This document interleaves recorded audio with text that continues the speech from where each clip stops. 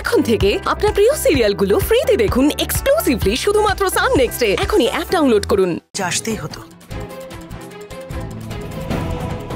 যেই পরিবারটাকে বিনি সুতোর মালার মতো বেঁধে রেখেছে, যে নিজের পরোয়া না করে এই পরিবারটাকে বিপদ থেকে বারংবার রক্ষা করেছে, আজকে তার দিকে আঙুল তুলেছে রক্তি।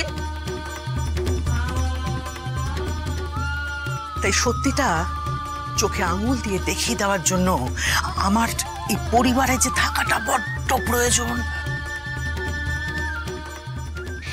তরু, আমি তো সেই কথাই বলছি যে ডালি কিছু করেনি।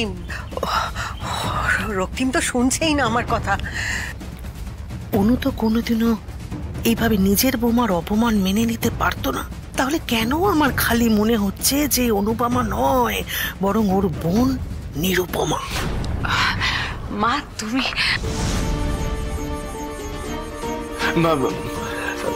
বড় মা, আজকে তুমি জানো না ডালি কি করেছে কি না করেছে সেই সব কথা আমি পরে শুনবো, কিন্তু তার আগে আমার সইয়ের সাথে আমার অনেক কথা আছে। তোমরা একটু ঘরের বাইরে যাও। মা বলছি কি, শরীরটা না মায়ের খুব খারাপ, এখন এই অবস্থায় কি তুমি কথা বলবে নাকি? আমার সই অনেক দিন বাদে ফিরে এসেছে, তাই আমার সইয়ের শরীর মন যাই থাকুক না কেন আমার সাথে দুদণ্ড কথা বলার জন্য ওর সময় সুযোগ ঠিক হয়ে যাবে। তাছাড়া আমাকেও তো দেখে বুঝে নিতে হবে যে আমার শরীর কেমন আছে, মন কেমন আছে, সে আদৌ আমার সই কিনা নাকি সইয়ের মতন কেউ।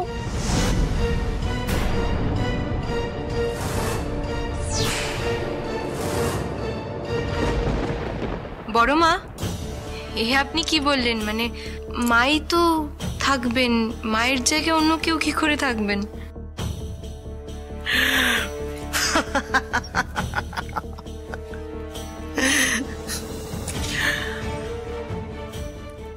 আমি সে কথা বলিনি।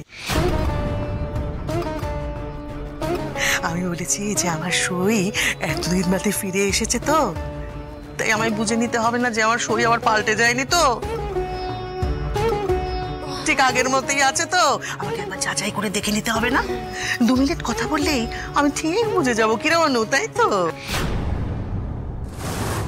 হ্যাঁ মা, তুমি একটা চমৎকার কথা বলেছো। তোমরা কথা বলো, এসব চলো আমরা বরং বাইরে যাই। হ্যাঁ ভাই, তুমি যাবে না? মা সই এসছে, সইয়ের সাথে একটু গল্প করো।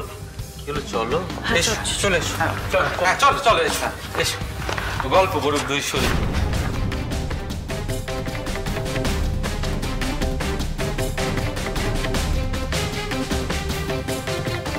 দাঁড়াও।